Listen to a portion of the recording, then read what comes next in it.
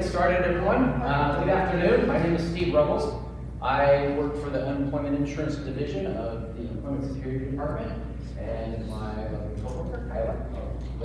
Introduce yourself. I'm Kyla Boucher. I live in Spokane, and I've been at Unemployment Insurance for about 16 years now, I think. And I'm a supervisor on the UI side, UI division. So we're here today to talk a little bit about unemployment insurance and how it applies to veterans. Most specifically, those that have recently exited the military.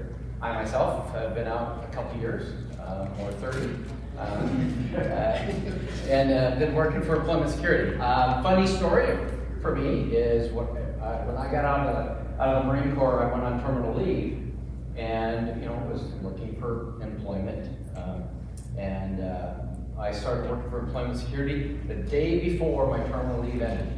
So kind of perfect timing to get through that interview process. And for those that work for Employment Security, or a lot of employers, the hiring process sometimes does not go that fast. So it does. I think I started it and then was a little worried about ending my terminal leave before I started employment. But fortunately, that didn't happen. Are you forwarding things? Yep. Oh, okay. So I'm going to kick us off, and then Kyla is the resident expert on the details of the work. She'll take you through that.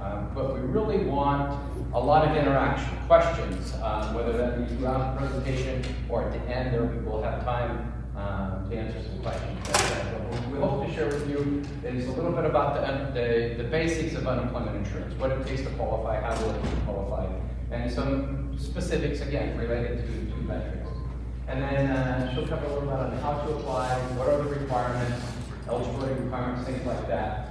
A little bit of information about the benefits. I don't recall if we talk about how the weekly benefit amount, how much the amount is determined. So we'll share some of that.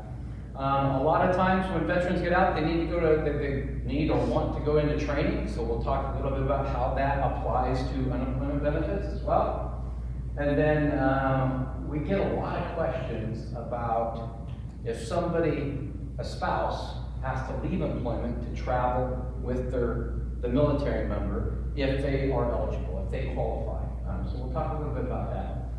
And then some of the common issues that we see around veterans and the military claim.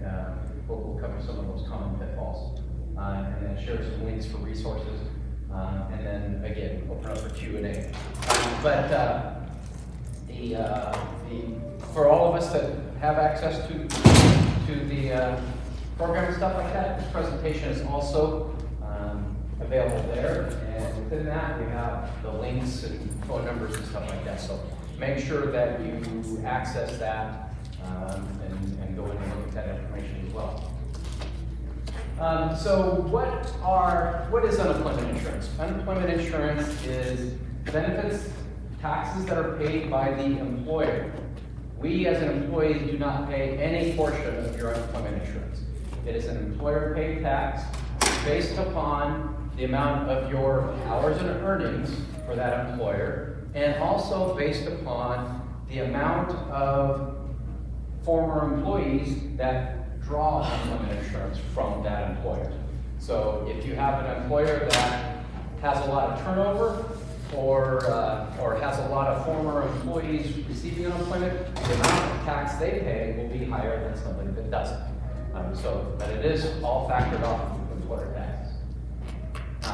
But it's not a needs-based or financial-based program. It's an eligibility-based, where if you meet eligibility, if you're no longer working because of no fault of your own, then you could be eligible. There are lots of factors as far as meeting the eligibility criteria, and I will go into quite a bit of that. And then if you're curious about anything more than that, we'd absolutely answer the questions. And as far as the military is concerned, if you exited the military in the last 18 months, then your military employer should be a contributing employer to your unemployment benefits. Prior to that, or if it's been longer than that, I've been out for 30-some years, so if I was to file an unemployment claim, my military time and my would not have any factor. So it only applies if you exited recently. And then to determine your eligibility amount, we need your DD 214 and rank and all that kind of stuff to determine your benefit amount. But I won't steal Kyla's thunder. So with that, I will turn it over to Kyla and just raise your hand. Yes. No, sorry, I know, I came in like 30 seconds late, so I apologize. I don't know if the questions now or at the end. I'm good with both. I remember a couple of years ago, I want to say 5 years ago, that Congress passed this law that you cannot get UI benefits with post-9/11 GI Bill.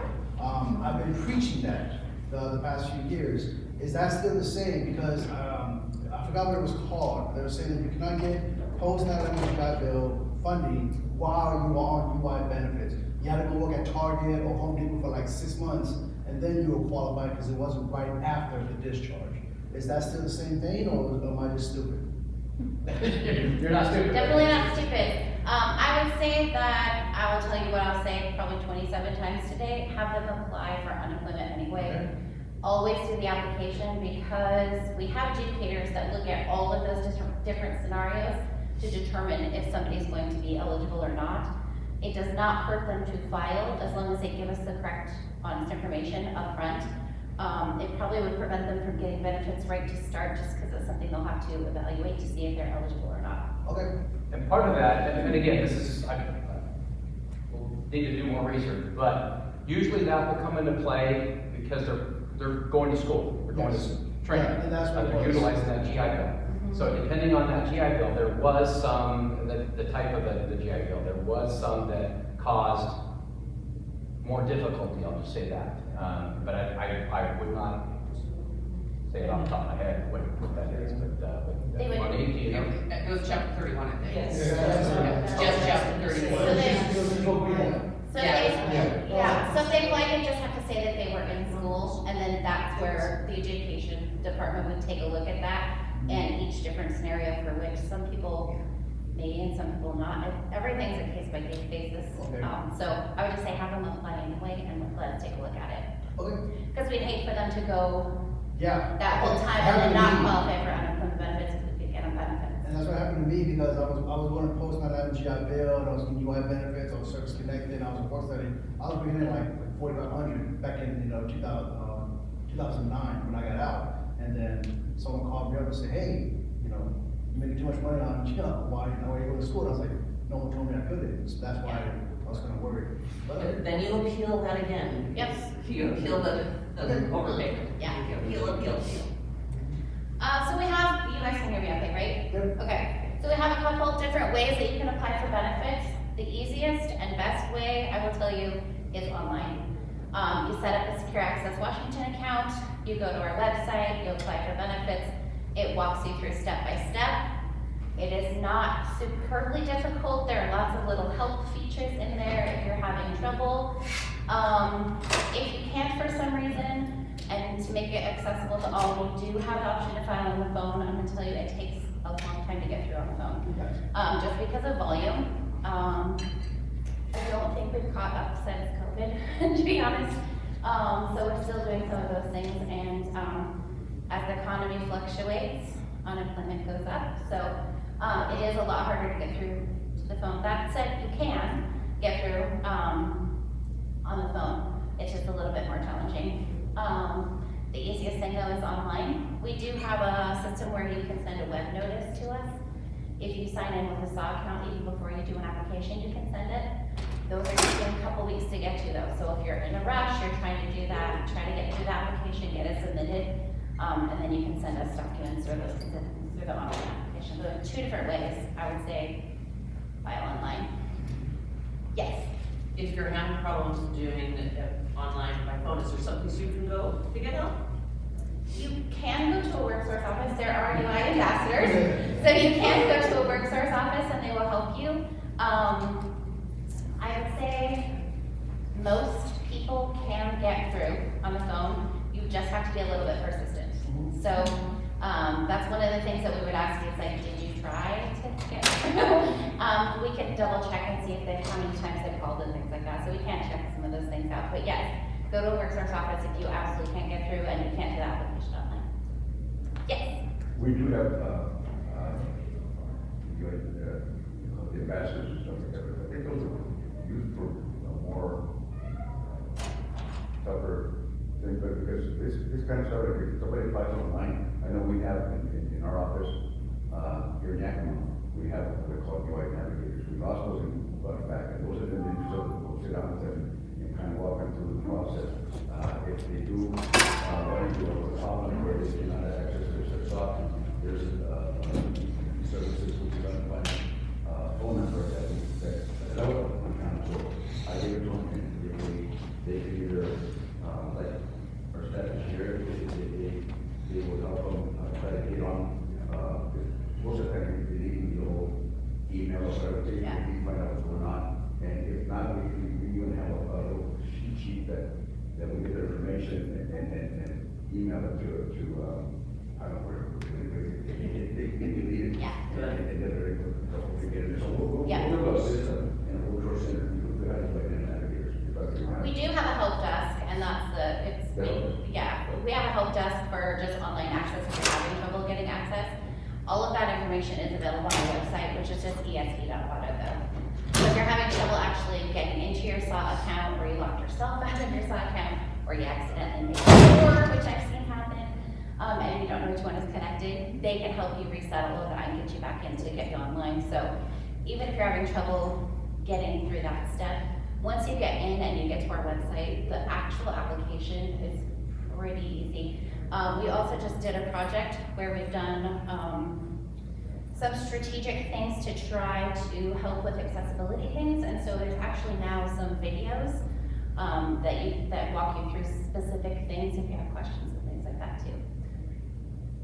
Caveat back on going into the WorkSource and talking to UI ambassadors to file a claim. If they have recently got out of the military and their military employer is part of their base year, the UI ambassadors cannot file those claims.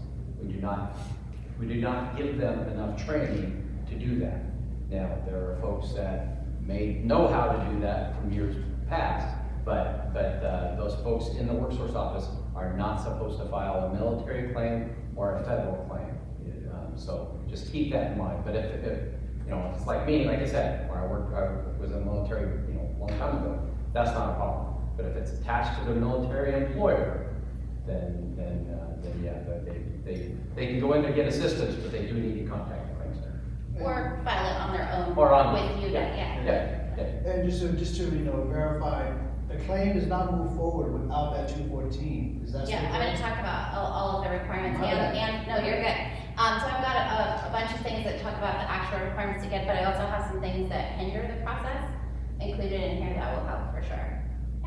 So, one of the questions I came in with that I was really curious about, and this is a good time to jump on it, is, I work for a WorkSource office, and, I often wonder how much for the individual who is transitioning, from the military into, the private sector and wants to, make a claim, how much, information is being transferred to them prior to them exiting the military. Because they seem to automatically come to the WorkSource office with questions.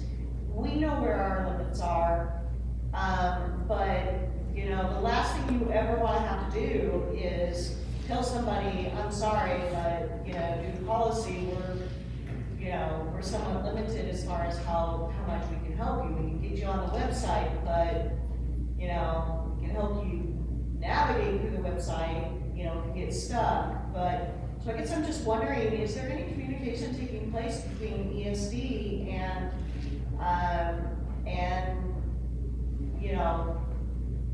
I guess. They get briefed on unemployment insurance and TAP. It's in their their transition piece, but I would say if they're trying to get unemployment, they may come to the WorkSource office, have them call us, because that's what we're here for. If they can't do the application application online, have them call us, and we'll walk through every bitty step. That's what the agents are trained for. So just have them give us a call, with a couple caveats, which, there are requirements in order to file a claim if you're exiting the military.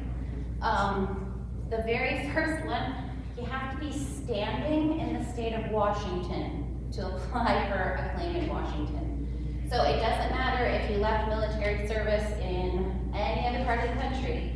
If you physically come to Washington and stand here, we verify it, of course, but you can file in Washington. And you don't have to stay in Washington either. So we've actually, I was an agent, like the claims taker for a long time, and I actually had somebody come and they were standing in Washington. They took a military flight with 5 of them because they knew we pay better. So they all came here to file. And that's okay, as long as you're standing in Washington, you can file a claim here. So physically standing in Washington, you have to have honorable, entry-level, uncharacterized, or general discharge showing on your DD-214 to qualify. Also have to have the actual release, your DD-214, and we need a copy of it. And then have to be fully discharged, including the leave time. So you can't be on terminal leave and qualify. You have to wait till your terminal leave is over to get unemployment benefits. Can you file?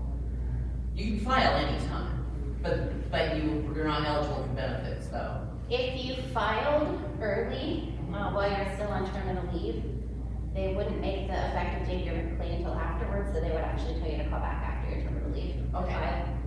Which again is why it's a little bit tricky, because you have to also be in Washington. Yeah. You have to meet all the criteria. Yes? For the DD-214, is it any specific type, or does it have to be like a member for people? Good question. The old DD-214s, I think it might be mentioned in here too, which just means you'll have it later. The old DD-214s, it had to be number copied 2 through 8. I believe at number 4 was the best. The new DD-214, you need the one that just says page 1 of 1, and it has all the information on it. Good question. Mostly they're transitioning to the new ones, so it should just be, for more recent releases, it should be the new one.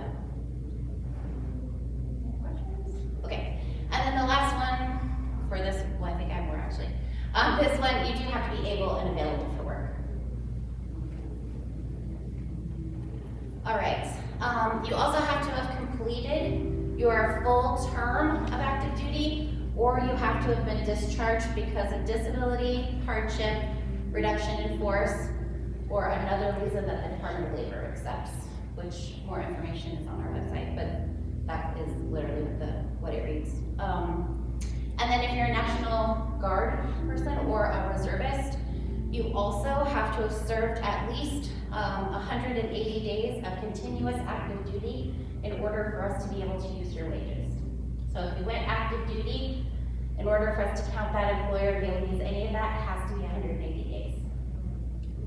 Yes. Are there discussions about getting that changed? Because we have people that go on to active duty for 179 days, go off and then back on for 179 days, and then off and on again for 179 days. And any civilian out there can jump from job to job to job, and their wages count for them. But all of our soldiers all of our service members that are serving our country, tour after tour after tour, and then come off, are told, I'm sorry, your service didn't count. We have nothing for you. I do not know the answer to that question, but we can check into that for you. I think it's federally determined though. To my knowledge, there is no conversations around it, but I'm making a note of it. Yeah, We are because going to the 179 day orders are the most common orders, because 180 days is what qualifies you for not only your unemployment benefits, but everything else. And so they intentionally will set you for 179 day orders, take you off of duty for 1 day and then go back. I know people have been on active duty for 3 years, minus 3 days, and they get nothing. And it's just a travesty.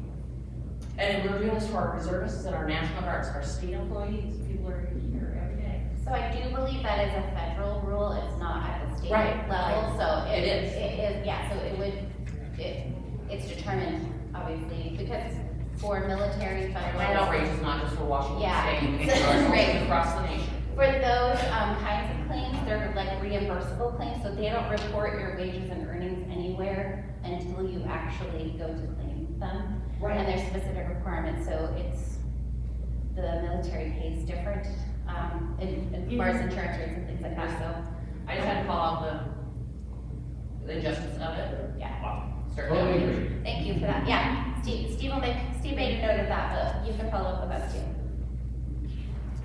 Any other questions on these ones? All right. So benefit information, this is gonna be important, this is what people want to know, how much am I gonna qualify for? So we use your rank, if you're recently discharged from the military, we use your rank and your daily rate of pay based on that DD 214 that you provide. That establishes your weekly benefit amount. Currently, this is just for kind of comparison, the minimum weekly benefit amount is $366 and the maximum is $1152. We update that every year in July. So for reference in E1, actually I looked it up in the chart before we came, it's $538 per week. And that's for any claims that are effective July 6th and further. So as your rank goes up, the daily rate of pay goes up and therefore your weekly benefit amount goes up. It's not the same as we calculate for civilian, but that is what it is for military.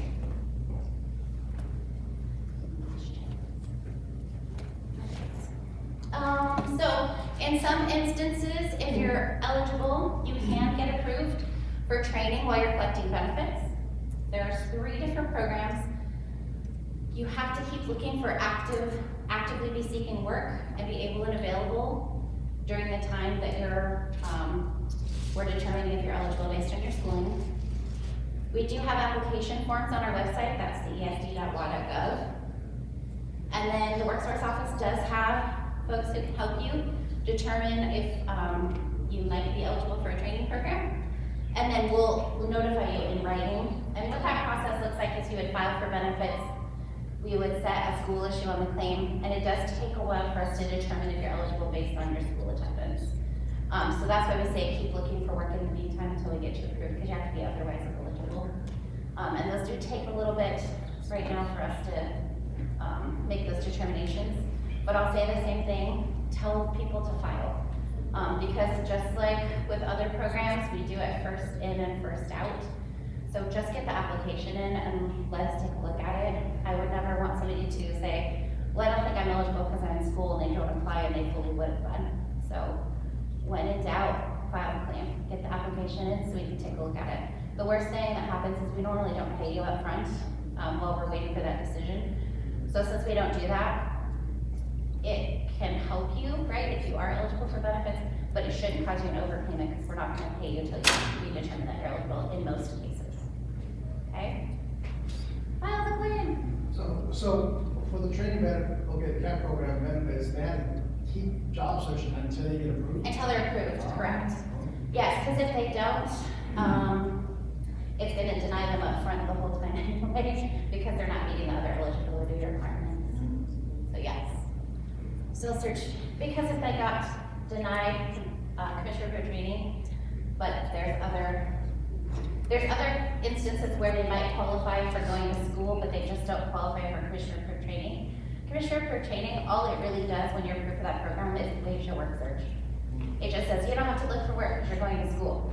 So if they keep looking for work the whole time and they get denied commissioner approved training, it doesn't really hurt them. They're still looking for work, they're eligible. It just doesn't give them that extra little piece that waives the work search. Okay, and then, so commissioner approved training is one of those. We also have a training benefits program. Training benefits gives you additional weeks of unemployment while you're in training. So if we approve you to do that program, you could get an extra 26 weeks of work benefits. So especially folks coming out of the military, most likely they're gonna be eligible for 26 weeks worth of benefits, which is 6 months, okay? Training benefits gives you an extra 6 months. You could be in training benefits for, you could have a plan basically for a year and get paid for the whole year. Okay? And then the last little piece, we do have something, oops, I don't know what that did, that's cool. Going backwards, okay. We do have another piece, which is called Self-Employment Assistance Program. That is for people that maybe got out of the military, doesn't have to be out of the military. It could be that you lost your job and you think the best chance you have of getting back to work is opening your own business. The Self-Employment Assistance Program, it lets you get benefits while you're doing self-employment training, entrepreneurial training, if you're getting business counseling, all of those kinds of things. And if it's approved, similar to commission-approved training, it waives that work search for you. So 3 different branches, but all training. And regardless of which one you think you're interested in, or if you have somebody that you're hoping that might be interested, have them apply and just tell us they're in school and let us evaluate it. And then take a look at those applications, they're online. Yes? So these training programs are we approved to brief these programs to individuals? To refer people to them? Yeah, to brief, yeah. Absolutely. To tell them, to brief, not just, hey, call them about it, but hey, this is what they can do for you. Yeah. Yes, and all the information is available on the website. It's on est.water.gov. So you can refer them to that page. And Yes. I would just add that specifically the training benefits program, if you have somebody that's gonna pursue that, definitely get them in touch with the local workforce office, because there may be additional training benefits that they could get in addition to the extra benefit, the extra 26 weeks, because all we would do is allow them to get the additional 26 weeks, where if they qualify for one of the other training programs, whether it's through WorkSource or a partner agency, then they may get tuition, books, travel, things like that may get covered as well. So definitely don't do only one. Yeah, and the only reason why I mention that, because maybe, when an individual come in and they're looking for, they're getting briefed these different types of programs, sometimes it's not brought up because, they may not admit that, hey, I want to do self-business, or I want to do this type of training. So that conversation may not be presented to them. So when we're in a environment where we can brief them, that's why I was, Then definitely please refer them to these programs. Sorry, go ahead. No, I was gonna mention, if anybody's like interested in these, I know through our workforce, we do offer workshops that go more into detail about these. Perfect. But I can sign up and get more Perfect. information on them. There you go. Yes. I was gonna ask this off the record, but maybe there's more interest.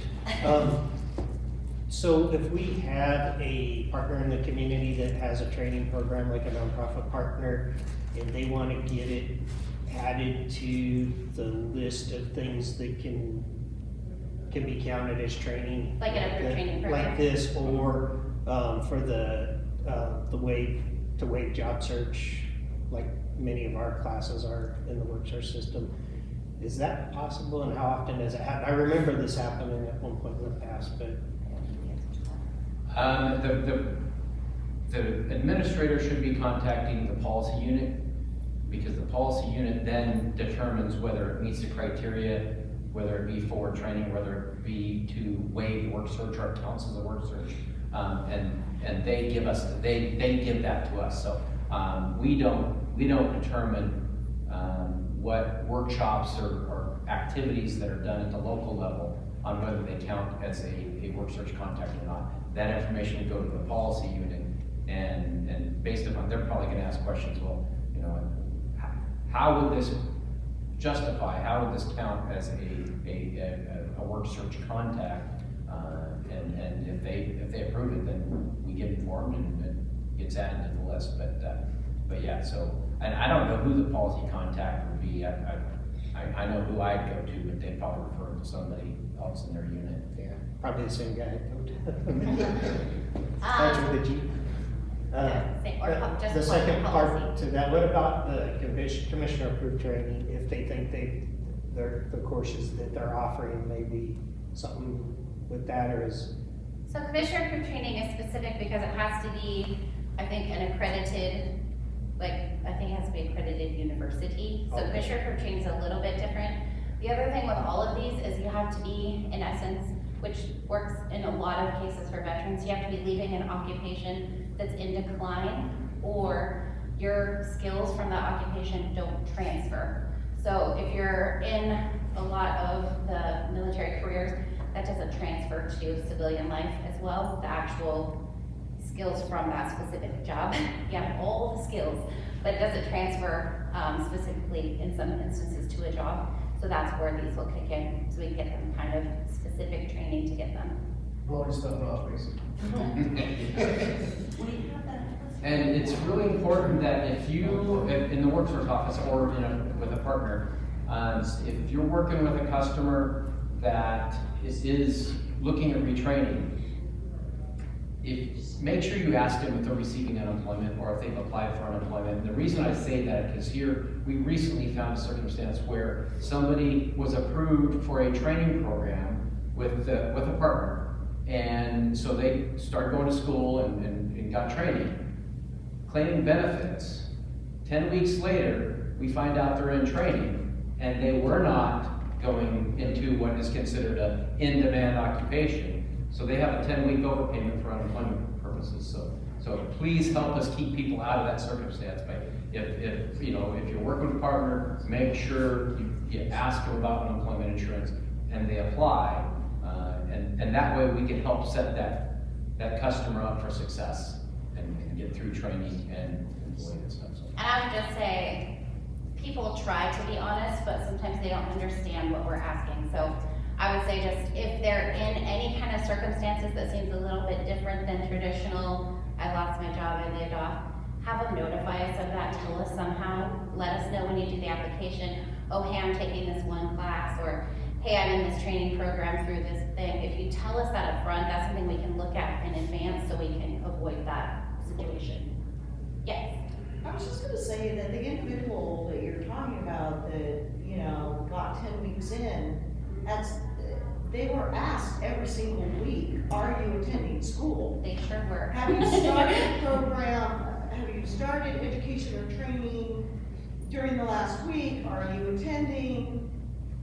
That question gets posed every single week. It says, did you start school or a training program, or did you have a change to your school? Exactly, so I don't think that should have come as too much of a surprise to the individual if they were answering honestly. Yeah, but again, that happened to me. I just got on the surface and I was on post 11 and I asked the question like, yes, I'm looking for work for a night job, I was going to school in the daytime.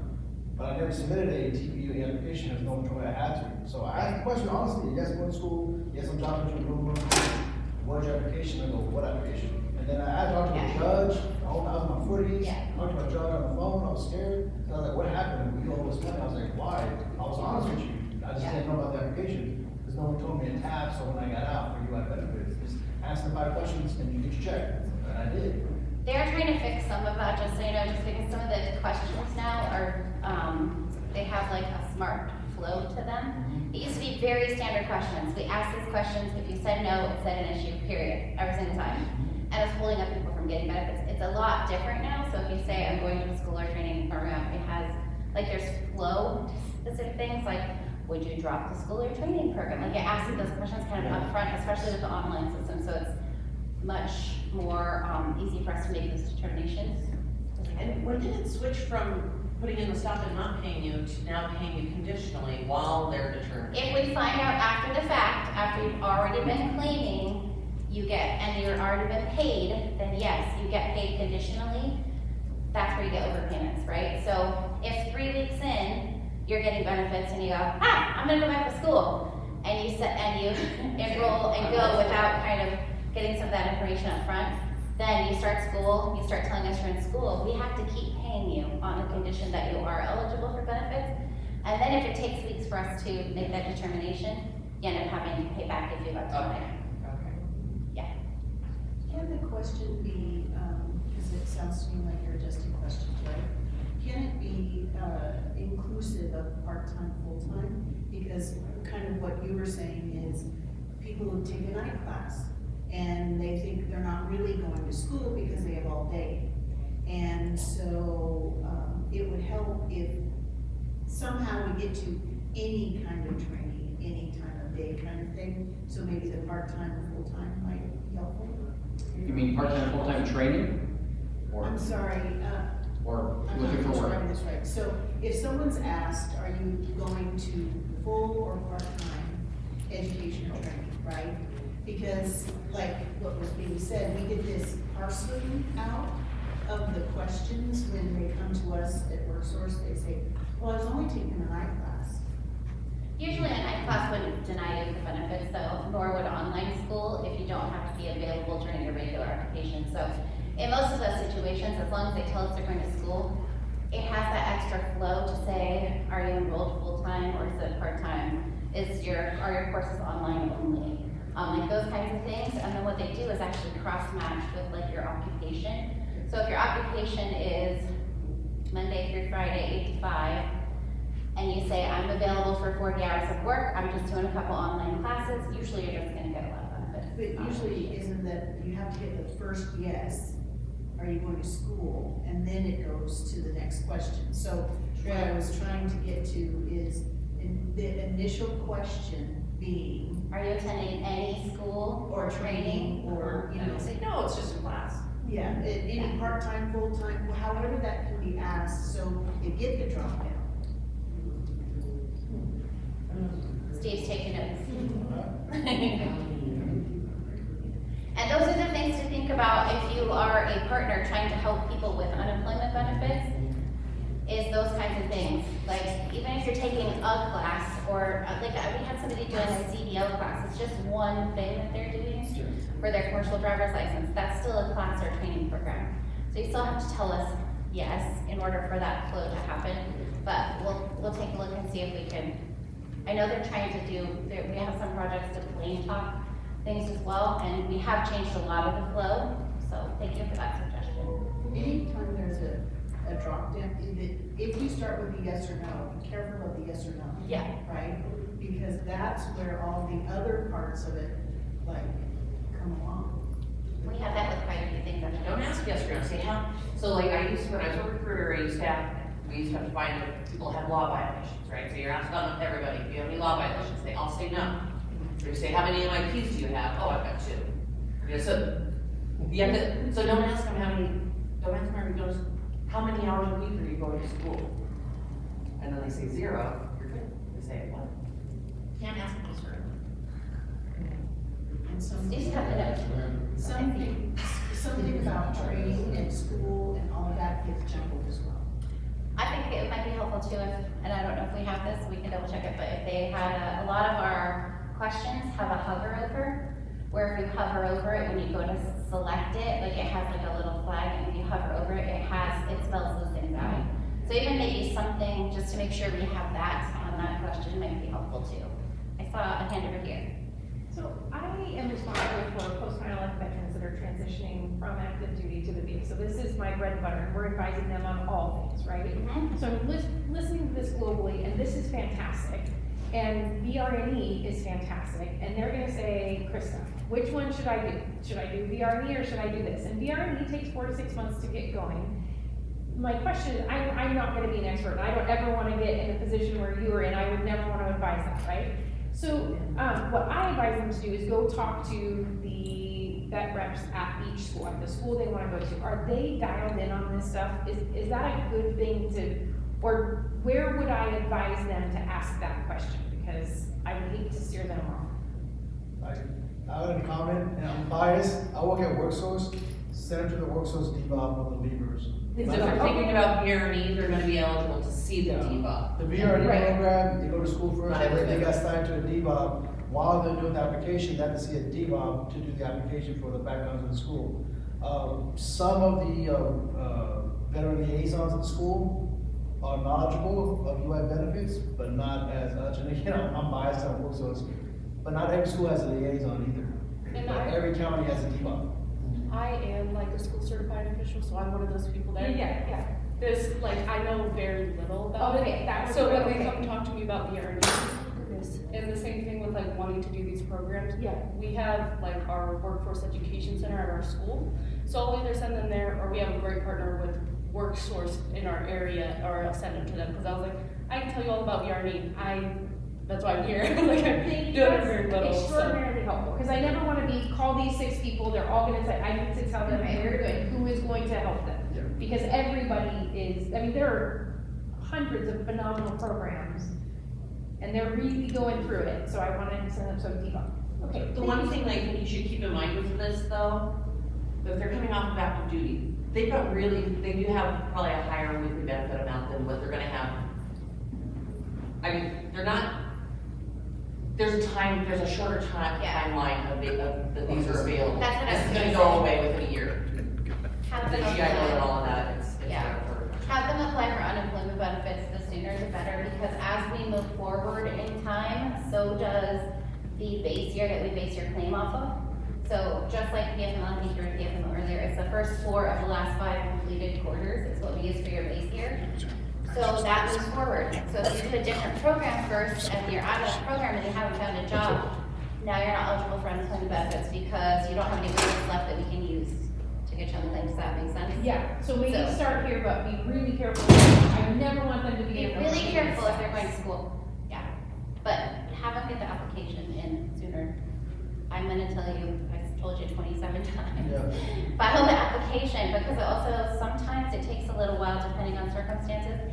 And because it's first in and first out, we don't want our veterans waiting forever to get benefits, okay? So have them file as soon as possible. So I need to tell them, if they're coming out, because very rarely are they coming out on August 15th and they're starting school September 1st, right? Right. So if they're coming out and they have a few months before they're gonna start school and that's their plan, fantastic. I advise them, apply for Yep. unemployment, but the day you start school, you make sure they know you're in school. Yep. To avoid and get Yep. it, okay? And they may end up getting paid for a few weeks and have to pay it back, but hopefully not. Depends on the program that they're in. But to But we're avoid just trying to that, help them with that. they report the second they start school. Even, with the caveat, like she mentioned earlier, if we're already paying them benefits and then an issue sets on their claim, we have to keep paying the benefits on the condition that they are eligible for benefits. The application is the key. Application is the key. Them going to school and just saying that they're going to school on the benefits, is one thing. Without the application, I didn't do that. I was still following every week, I'm going to school and everything. The application, so that's the key thing, you gotta let them know. If you go to school, you gotta do the CAT application or the training benefit application. You have to do that. But the other example would be, let's say they know that in 3 months they're gonna go to school and they won't need the benefits anymore because they're gonna be on a program that gets them qualified, have them file for the 3 months. Okay. Get the claim in, because the other thing is, if school didn't work out, if something else happened, when you file a claim with us, it's valid for a year. So if any other circumstances change, or things happen throughout that year, you have that option to reopen that claim, and you'll draw at that, it locks that weekly benefit amount in for a whole year. Oh, okay.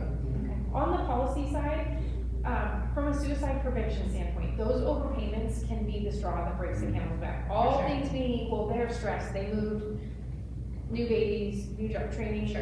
But they get that bill for that, and I get why we do it, right? We want you to be able to pay your bills, that's stressful too, but those overpayments are just crushing. When we get those calls, they're just, If that happens, have them call and talk to somebody at our office, because Okay. there's lots of different things we can do to help them. okay. We can give them appeal instructions for if they disagree with the decision, so they can appeal that decision. We have payment plans, and they will go as low as they possibly can. Our collectors are awesome. It's not traditional collectors, honestly. They will go as far out as they possibly can to avoid them having to just come up with this huge amount of money. That's super good to know, So because you know, have them call us. DOD side, if you're in overpayment, if you overspent on your government travel card, it's just gone. You're not gonna pay your rent next month, you're not gonna have food next month. And They take it unemployment, back. our overpayments are not that way. I'll tell you that. What they do is, you call the collections office, you say, well, if you appeal, if you disagree with it and you appeal, it goes on hold, right, for the time that you're appealing. We always wait 30 days before we start collecting from when that decision happens, so we give them time to appeal. And then they can call and make a payment arrangement that's reasonable with what they can afford. So keep that in mind. When in doubt, don't panic, just call us and let us try to help you through it, Thank you so much. okay? Yes. I guess what would be the best time or the best day to call UI To file for unemployment benefits, or to talk to someone? don't call on Monday. Yeah. Don't call on Monday. Yeah. We have high call volume all the time on Monday, and what happens is weekly claims are filed on Sundays. If anybody couldn't get in, did something wrong, any of those kinds of things, or just people that need to file on the phone and they can't file online for some reason, they all call on Mondays. So, and our whole staff is on the phone on Mondays, like all of the time. It's still busy on Mondays. So have them call later in the week. I would say call right at 8 a.m. because the earlier you call, the better the chance you have of getting in. Our phones do shut off at 4 just because we can only allow so many calls in, and otherwise our staff would be here till 7 at night. So they do shut off at 4, but we're still there taking the call. So if they got through at 3:55, tell them to stay on the phone because someone's gonna pick it up even though it says our phones close at 4. Tell them to stay on the phone. Yes, And when they say hang up and call again, hang up and call immediately. right away. Right away, don't wait 20 minutes, because basically, like, think about it, like, there's 5 lines and they're all full. The person that's calling is gonna, when one of those lines drops off, the next call in is gonna plug that one in, so the more you're calling back, when that's done, that's the quicker. Some of the agents jokingly call it dialing for dollars, like you just have to keep dialing until you get through. Can I ask, how many people are on the UI benefits, Right this second, department, yeah, like? how many employees do we have Yeah, employees. in UI division? I don't know the answer to that question. in the whole division? Yeah. Just so we can really, hey, we only have 25 versus for every 1,000 claims that come in, you know? Oh, I mean, we on average have 36 to 38 people on the phone all day, every day. It's more on Mondays, but like throughout the week, there's about 38 people on the phone. Because even though it seems like we should just be on the phone all the time, we also have to work all of the other things that happen. So documents that come in, The DD-214. questions, DD-214s, attaching them to the claims, so we see those come in. Web notices that people are trying to ask questions by electronic web notice, like email, right? So we have staff that have to work all of that too. So we have probably 100 agents, is that fair? Probably have about 100 agents, so we have about 40 on the phone at a given time, all day, every day. And they answer between 3,000 and 4,000 calls a week. Yeah, no, I was gonna say, because we get the veterans that come in, like, dude, it's been like 2 weeks, 4 weeks, 8 weeks, I'm like, dude, now I can say, it's only 100. It's only 100 people for 10,000 claims a month, so. Yeah. That should tell you something when COVID hit, because we went from like, I don't know, 100,000 claims at a time to like. They all work. Yeah. Yeah. I was like, Yes, thank you. Yeah, I was. Thank you, real fast. Yeah. So, in reference to the previous slide, so I had a very difficult slide right now, which I forgot what to do for him. But is there somewhere I can find regarding like discharge status or what the Department of Labor accepts or like a valid unemployment reason? His situation is a little complicated. I would say probably Department of Labor's website would have the best information. Are you talking about like on the DD-214, like what it's characterized? Yeah, I use veteran services. I'm trying to Okay. get a hang. I mean, I would say what I said 7 times, have them file a claim, because we can always take a look at it. It should be on the DD-214 what it's characterized as. It's not a full service, it ended early for whatever reason. But if it ended, Yeah. so if it ended early for one of those, and then that other one that's like, and whatever Department of Labor considers, I would say have them put a DOL website. You should be able to find it. That's what she's saying on number 4. The member 1, 2, and 3 don't have the character of discharge on it. So if you're not seeing it, it'll say disability, it'll say. But it could say something else though, and there are very few instances where it's not one of those specific things. Right. So if it's in one of those, like I think, I've been there 16 years, I think I've seen one in 16 years that wasn't Okay. that when I filed the claim.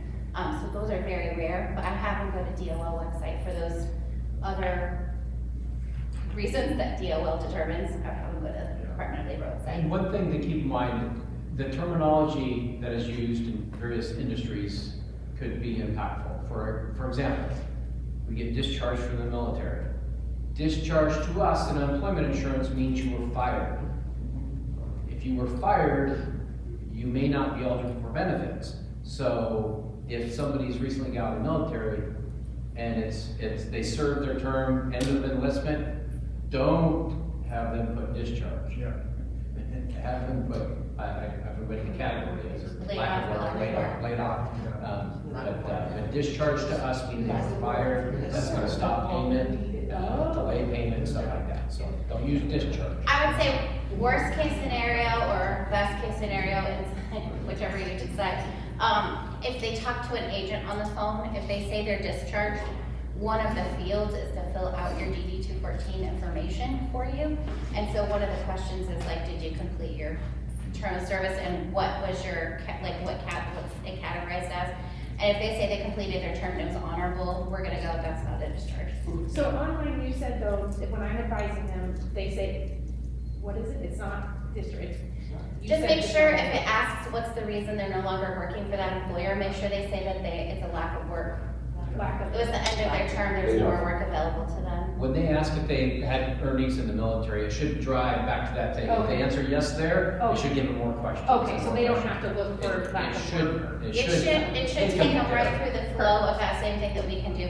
To be honest, there's nothing that one of our agents can do that you can't do online yourself. It's just they're more knowledgeable because they understand unemployment, right? So it's just helping them get through it. So if they're a little concerned or they're like afraid of messing up, just have them call and talk to one of us because the agents are so nice. They're all in public service for a reason. So just make sure that you have them call us. We'll take good care of them. Okay? A couple hurdles, this one's spouse. So military spouses or partners can also file for benefits if they leave for a job for a change in duty station. So if somebody left from here and went to a different state because their order sent them there and their spouse has to follow them, they could be eligible for benefits. They have to have worked in Washington to qualify here. And it has to be in that last 18 months because it's the first 4 of the last 5 completed quarters that we use for that base year. They do have to, this thing's sensitive. They do have to have worked 680 hours, that's a requirement for unemployment insurance. The PFML is 820, but unemployment is 680. And then they have to be able and available for work. We also have to review the reason. In most cases, for military spouses, they have to quit their job to follow their spouse. So the things I would tell them, especially if you know in advance, is make sure you stay employed with your employer as long as is reasonable prior to the move.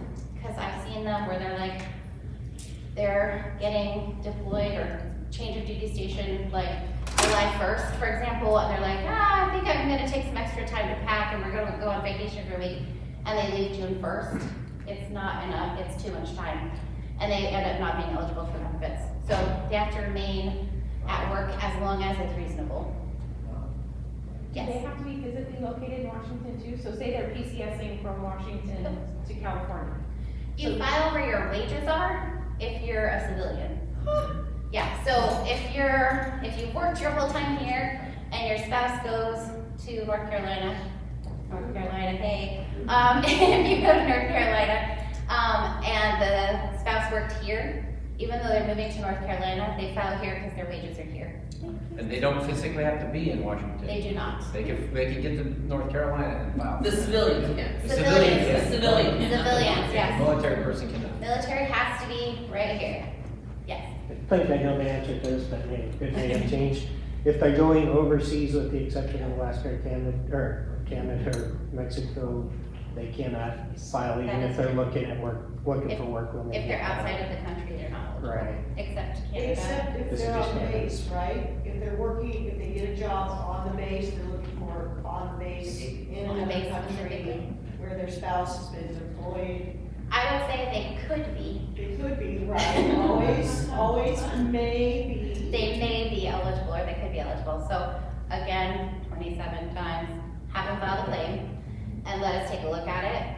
We're gonna have to look at those ones anyway because they left, right? They left their job to follow. So we're gonna have to look at those ones anyway. So have them file and give us that scenario and have us take a look at it. And I don't think there is a standard for what's a reasonable amount of time in transit, because I've never seen it like in the guidebook or anything. Is there something you guys use? Because a lot of them, they are, well, I guess by going overseas, it's not an issue, but they're taking that lease en route especially? A lot of it has to do with what would a prudent person do? You know, for example, if somebody needed to quit their employment, pack up their household, and move from JBLM to Fairchild across the state, that could be different than if they had to move to North Carolina. The And if winter there's time. kids involved in school. And kids involved. There's lots, yeah, there's lots of They things that take they all take that. a look at, So yeah. that's why there's not a standard, it's 7 days or it's 14. It's dependent on what would a prudent person need to do, and, you know, if it passes the straight face test, then chances are they'd be eligible. Okay, I've is there seen it space where to tell the that military story? moves them, things like that, they have to go when they go, like they don't have, even if it's a little bit early, so there's lots of different scenarios, so how But- in Iowa? Yeah, is there space to actually tell that story? Yes. Never got a claim, but. Yeah, Okay. there is for sure. What happens if you quit a job, so in this specific instance for a spouse or partner, they quit to follow their spouse. They get a questionnaire that says, hey, how come you quit your job? Okay. Did you try to transfer? Did you remain available as long as you could? When did you quit? When are you moving? Like, those kinds of questions are included in the flow. So they get all that information. The adjudicator, though, is gonna look at all that information. They're gonna look at what the employer said. They're gonna look at those two things and try to make a decision based on that. If they're not sure, they're gonna call that person or email that person and say, help me understand what happened in this situation. And then again, same thing, if for some reason they disagree with it, they can appeal it. I've seen those overturned too, so. Thank you. Is that just applying for military spouses, or does that apply in general for spouses? That actually applies for spouses, Yeah, good in question, general. not just military. But this is on our website, you'll see, if you look up like reasons to quit, allowable reasons to quit, it specifically says if you're military, like that's one of the reasons, but it is also if you quit to follow a spouse or domestic partner, Okay, but that your spouse is non-military. Yeah. And the same rules apply as far as remaining available as long as possible for you and all that stuff. Yes, And in that case, is spouse defined in a particular way? I think it says spouse or domestic partner. So whatever is considered your domestic partner.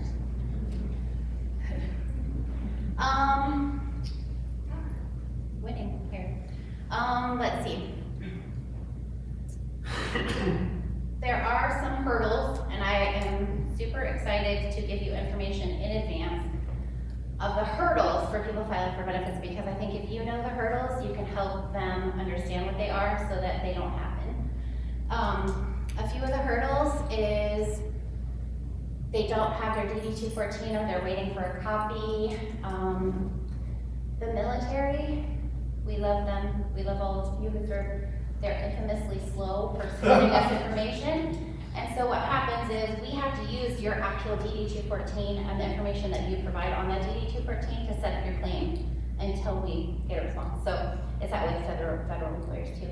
But we have to use that DD-214 to set up. So if we don't have it, we don't have enough information to set up the monetary part of it to determine what you're eligible for. So we really need a copy of that as soon as possible. It does have to show block 1 through 31. That used to be the older copies of the DD-214. That required numbers 2 through 8.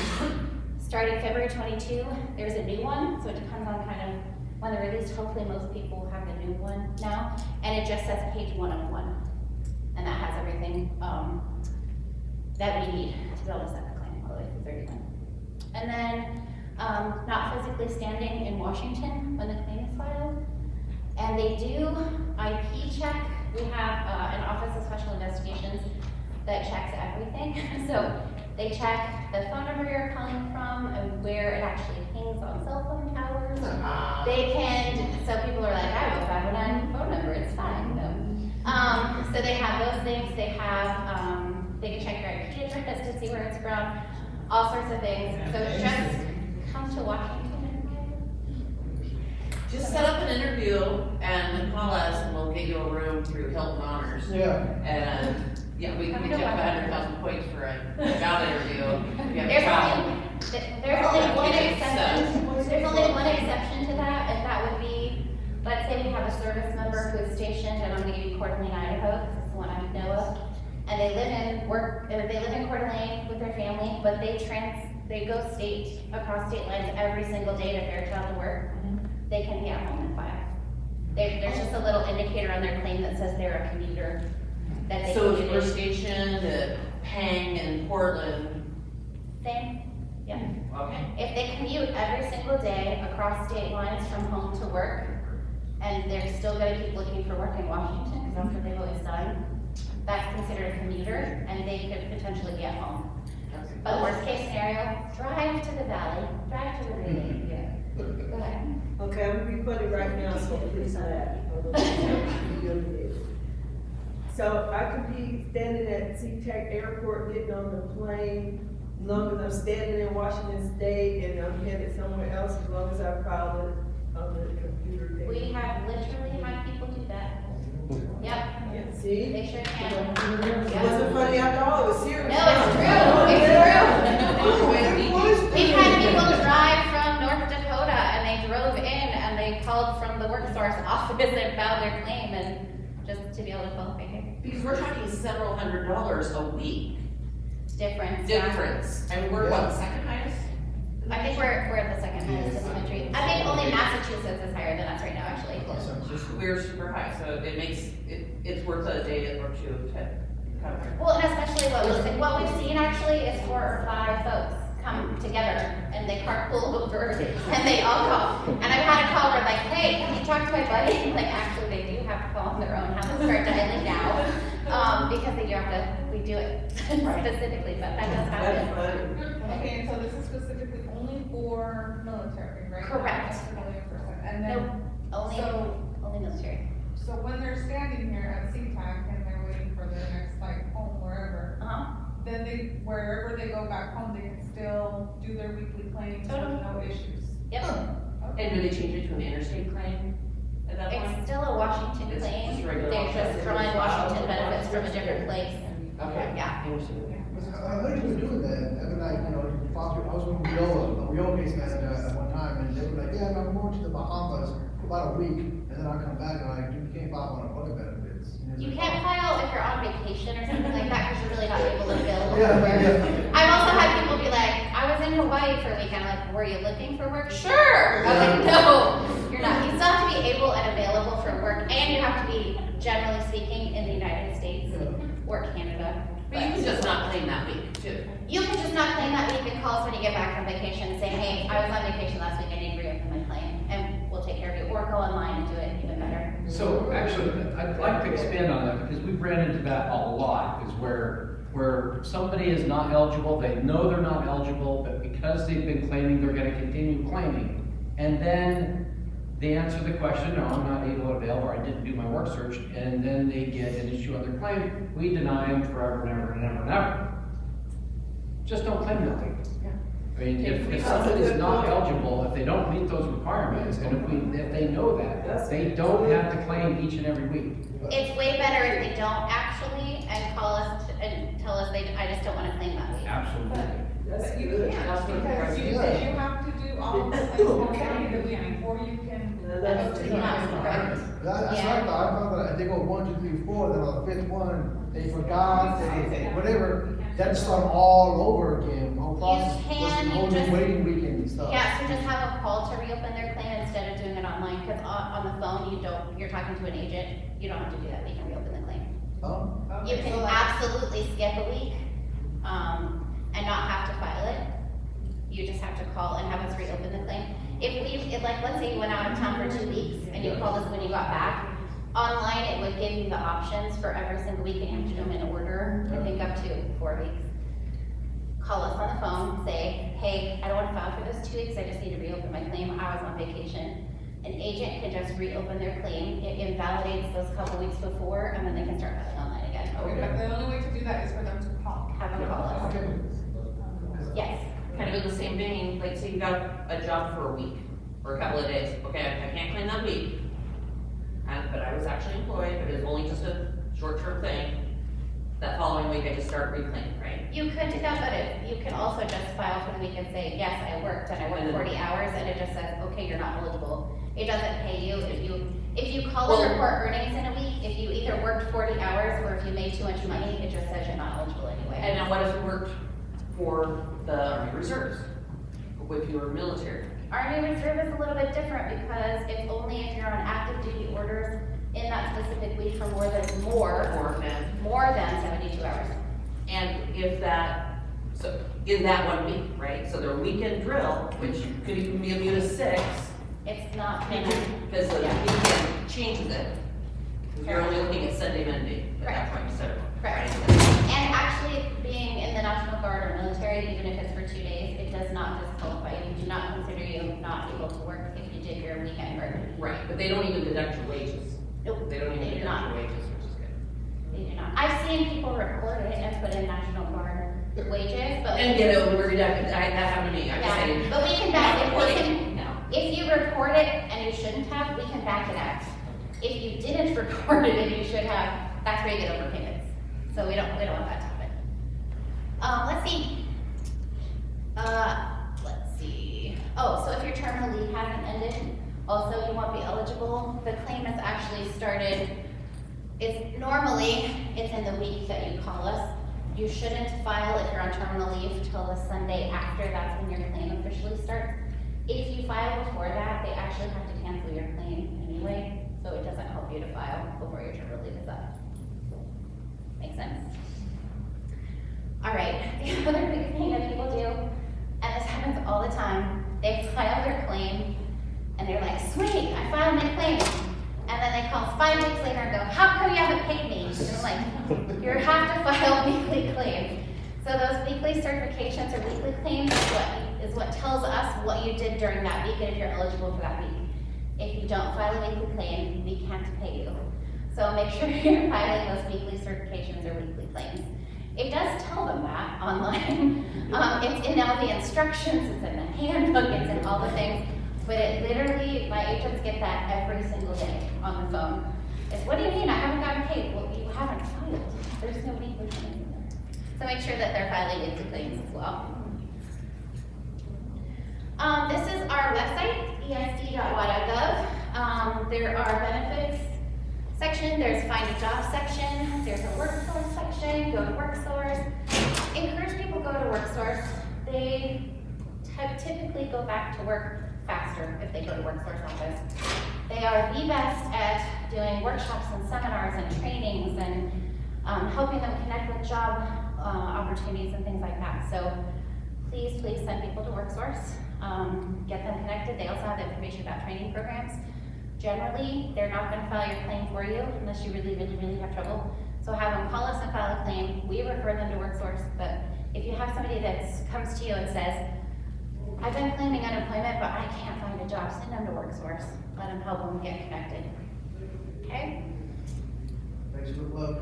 Can I add one thing to that? Of course. So at our work source offices, we do these things called RESAs, where people that are on unemployment, they get called into the office and we get to review their job search and give them resources that help them. And they only get called in to our office after it's like been determined that they're most likely gonna run out of money.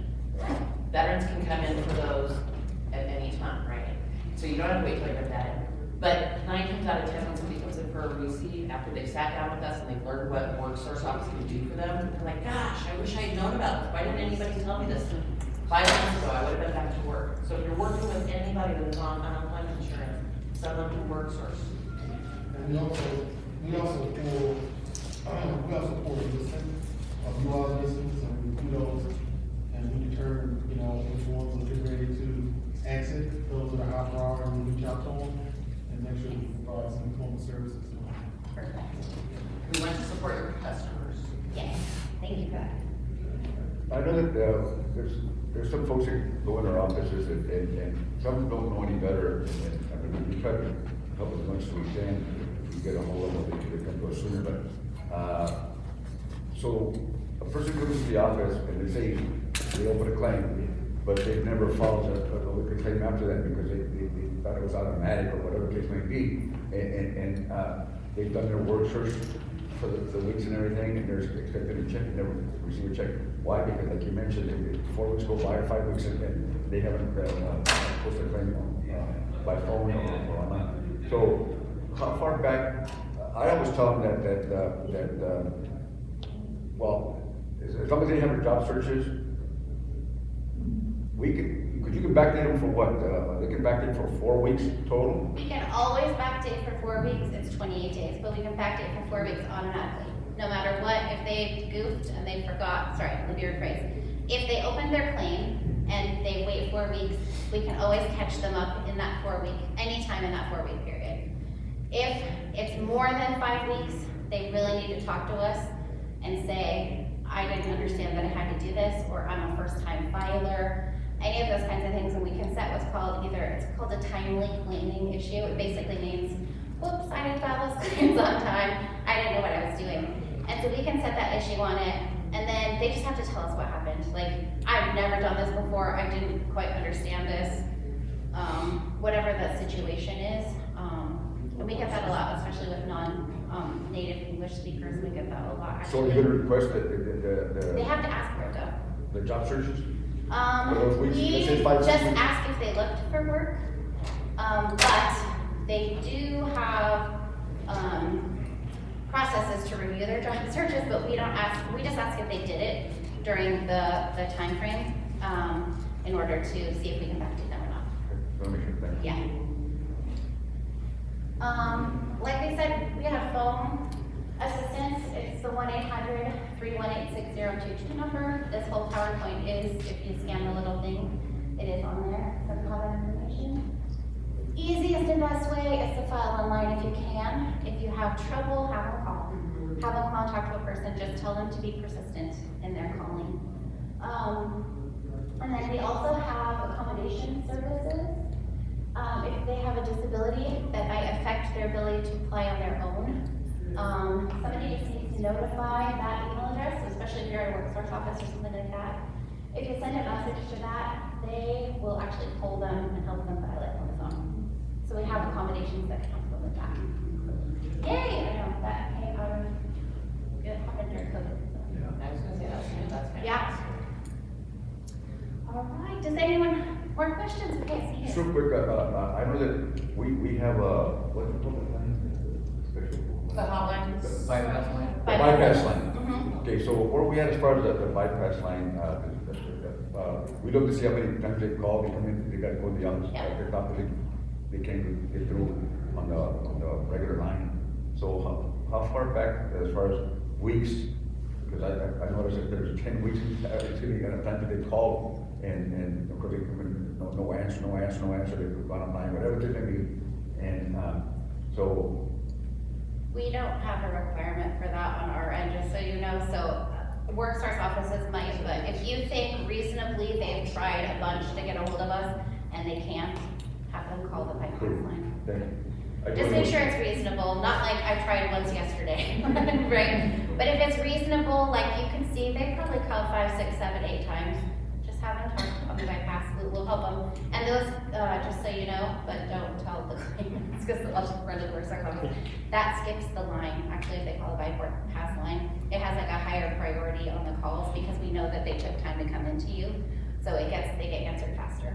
And I know one more thing, because a lot of people, when they look at their claim, and of course we look at it, I look at the front counter, and I see either disqualified or pending, you know, and they take a look at this, it doesn't have nothing on when they're looking at themselves on their resource account, and they, of course, outcomes, you know, on the right side, you know, when you look at that, over here, it'll have pending, and if you look further to the right, it'll have outcomes, whether allowed or denied, and there's nothing there. I know some of the phones are right in front of me, as far as the UI phones, and so I ask them, sometimes ask them, so what did they say? That's, of course, the intake specialist, and they say, well, if, this is some of the responses that I get, if you don't see anything on outcomes or allowed, that means that we haven't assigned an agent to it yet, or and they ask, well, how long is it going to take? It's been 3 months or whatever, and they say you got to keep claiming. You know, So pending means that there's an issue on their claim somewhere that we haven't addressed yet. So if it's pending status, they should have gotten a questionnaire, some kind of fact finding. Usually that is in their e-services account. It always goes to e-services. So it's available somewhere. They can go to Letters All and try to take a look and see what might have gone out to them, even if they missed the time frame to respond. So there's still ways to find out what it is that's pending. Usually it's, I'm in school, I quit my job, I was fired, those kinds of things, I'm not available for work. Those are the kinds of things that would make it pending. Pending just means something happened, we set an issue, and we haven't quite gotten to adjudicate yet. Disqualified means they got denied for some reason. And it could be a separation, it could be able and available. Sometimes it's just that they didn't respond to us on time. So disqualified is a little bit different. That's where there'll be a letter that actually tells them why they're disqualified, and it gives them appeal instructions as well. Did you say it tracks phone calls even if they didn't get through to somebody? You have a Yes. system that will show how many times they called? Yes. Huh, Yes. good to know. So if they're like, I've been calling, you guys actually know if they have or haven't, even if they didn't get through. We can go into They use that sometimes in the determination notices for like timely claiming, for example. They'd be like, yeah, I called and we're like, no, you tried once on last Tuesday. So they actually can tell that, so. What day he calls in, Yeah, it tracks it. How do we know if they're calling from a house phone or a work phone? Or It a just cell phone? tells us the phone number. So should they be calling from the number that they gave you on their claim? That's how you connect those two. Very cool. Yes. So just to clarify, there is a process for our bypass line. We are unable to just because someone tells us we're unable to reach them, we tried, we couldn't. Yes, there is ways that we can see if they made those attempts, but it's also on a case by case. There's other alternatives that we can do. That's why our UI ambassadors, we are very limited as to how much we can address at our office. So it's either going to be, yep, we need to get you in touch with an agent, let's set you up with a callback, or it's something where we see, okay, yeah, we probably need to get you on the bypass line, but we also have to document why we're putting the person on the bypass line. Furthermore, on issues that are pending or issues that are disqualified, we are involved with explaining all of the whys because UI is so complex. So we refer them to the claims center. So just to clarify that, we don't look so further into the pending issues just because, again, we're not UI. We've also sort of been told the WorkSource offices handle the bypass line differently too as well. Yes. So some WorkSource offices might be a little stricter on who they let in, and some people are like, there's the phone. We got times going right to the phone, but they're used to it, and it's, wait a minute, yeah. So I'm gonna ask this question, but it's not much putting you on the spot. Can you elaborate on the process of adjudication? Because I've had veterans come on 4 weeks, 8 weeks, 12 weeks, and they keep saying adjudication, adjudication. Yeah. What does that consist of? It's because I was on UI during COVID, and I saw them like approve an account with 2 clicks in the butt, like approve, and they got the check the next day. So what is adjudication, so I can tell my veterans what that consists of? So hopefully in most cases, if it's just a veteran who was leaving service and there's no other issues on their claim, they don't even have to go through the adjudication process. They're gonna get allowed pretty quickly. If it's just it was the end of my service, I'm not in school, none of that, it's pretty easy. If there is an issue that says on their claim for one reason or another, they're in school, they're not available to work, all those kinds of things, it goes to, basically we send a questionnaire to the customer. If it's related to their employment, like a separation from their employer or something like that, then also a questionnaire goes to their employer. We get both of that information back. They have 10 days to respond, so we can't even do anything with it until that time frame starts, right? Which is basically 2 weeks. Also, we're behind right now, and we often are, just because we've never really caught up, and we have more people claiming right now. For some reason, even though summer's usually kind of our slower time. For some. What's that? For some reason, you have more people. We have about, I think we heard today there's 23% more weekly claims like last week than there was the month, like the same month last year. Well, the next month isn't that September is when the federal. That's when, yeah. You guys are gonna be really busy next month. We're gonna be busier, yeah. But so all of those, anytime there's a separation separation is any reason. So think about the adjudicators, I don't know how many we have, not as many as intake agents. No, there's usually not. Yeah, so what happens is, not only do we have to wait for them to respond, it goes in the queue, and just like everything else, we do first in, first out. So, then, I'm not gonna guarantee any time on when it gets assigned to somebody, but let's say it takes weeks to get assigned to somebody, and an adjudicator actually has it in their hand. They take a look at the information that the customer sent, and let's say it's a separation, they look at the information that the employer sent. Then they review that and go, the employer said this, and the claimant said this. Then they might have to go back to the claimant and say, hey, your employer said it was this, can you give me more information? Or, I have these 4 questions about that. And then the claimant responds, and they say this, this, and this, and here's 4 text messages proving it. And now they have to go back to the employer to ask information. So it's not as easy as like, cool, you're good to go, usually, right? It requires like a more involved process for them to be able to determine if they're eligible or not. And in some cases, people have a bunch of issues on their claim. They could have separated from their employer because they quit because of medical, then they try to go back, their employer let them go, so now they have able and available, and they have that, and they decided to go to school, so got all these multiple issues that have to be adjudicated. And we try very hard to have the same person take care of all the things on the claim, right, because it makes sense. But as we're trying to hire adjudicators too, not quite all of them are trained in every single thing yet, so the process takes way longer than you would think it would take, just because of all the steps that have to happen. But once they decide this person is a chip, it was let go for the wrong reasons, whatever. Yep. The adjudicator then clicks a button, that's it. I mean, kind of, Kind yeah. of, okay. Not quite that simple. Not quite that simple, but yes, it's just basically saying we allow your benefits and why we allowed it, and then, overnight we call it batching. Overnight, it goes through the system, batches, and then it says, okay, you're allowed benefits. Okay. Then it starts processing for the weeks that they claimed, they'll get paid for the weeks that they claimed minus the waiting week, as long as they're otherwise eligible. Okay. And keep in mind, one of the things that delays, other than just the volume of work, is we have to, if we don't get any information back from the claimant or the employer, we have to make another attempt to reach them and give them time to respond. If we have to reach out to them by snail mail, then there's another 10 days goes by.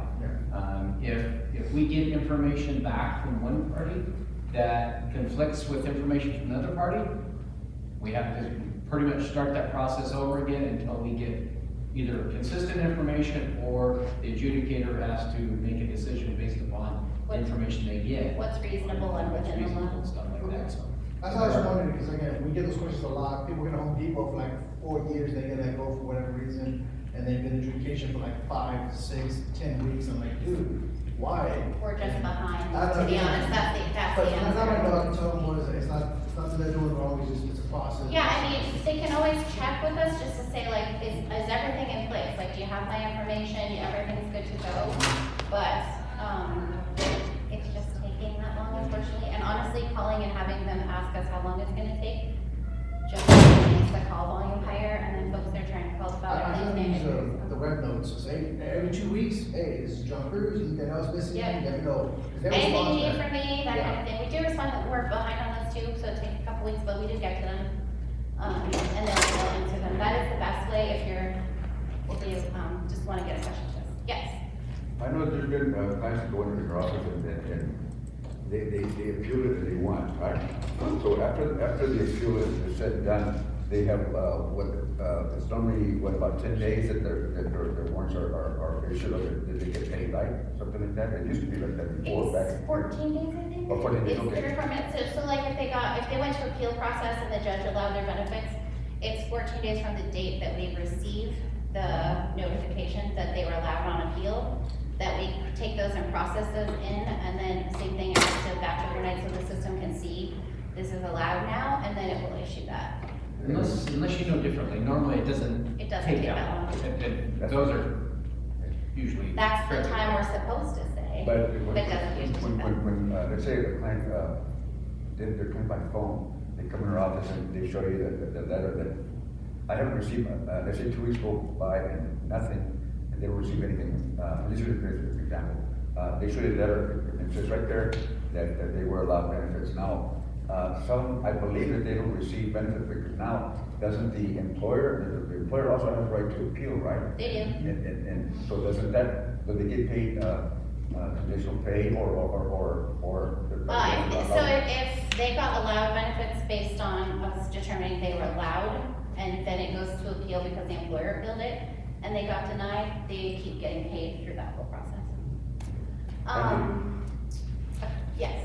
I just kind of point out, one of the things that we do see often with the military claims, where they're claiming based on their military wages, is they got that delay, to your point, where the service doesn't respond with the wage verification. We get a lot of people that bring those letters in that say we're unable to verify your wages, and we have to explain, well, it takes a little extra time because they have to send a letter to the service branch, and they have to send something back to verify the wages. So, yeah, that creates a panic sometimes. Initially, when they file their claim, I think they always get that notice saying we don't have wages, and that's just because we're waiting for them. So if they get that notice in the mail that says, or in e-services that says, hey, you don't have enough hours, you're not eligible, or we couldn't verify your wages or something like that, that's when they need to send the DD-214 in. We need that DD-214 to set it up. So have them send the DD-214 right away. And then it takes us still a little bit of time to process those and get the wages added. And then I've seen it go both ways too when the military eventually does respond. I've seen that weekly benefit amount go up a little, I've seen it go down a little too, but that doesn't cause an overpayment, they just take the difference out of the total balance available to them, so. But it does happen every once in a while. Yes. Will ever be an option on these services, maybe whether we want to file for that specific week instead of going on the phone line and calling and saying, you know what, I went on vacation for this week, I don't want to file for this week. Because that kind of defeats the purpose of going online, right? Yeah, in theory, except I think there is a reason behind that, which is that would prevent us then from allowing them to file multiple weeks. Because what ended up happening actually was that people just kept reopening their claim over and over and over again every single week and still never filed a weekly claim. And so we go to look at it finally, they're like, you never paid me. And I'm looking, I'm like, well, you reopened your claim 9 times, but there's still no weekly claims in here. And so it was causing kind of the opposite problem, doing that. So I think that's why it's like, just call us if you need to skip a week, because that's what was happening. I was just thinking back to the where they give you the option when you want to file your weekly claim, they give you the option whether you want to file for that week or another. That would actually be a great idea. That might be a suggestion is, do you want to claim for this week or not? And if you say no, it just skips to the next week. Yes. The FML does have that. We say to the no. Hello, Kevin. I think we have time for one more question.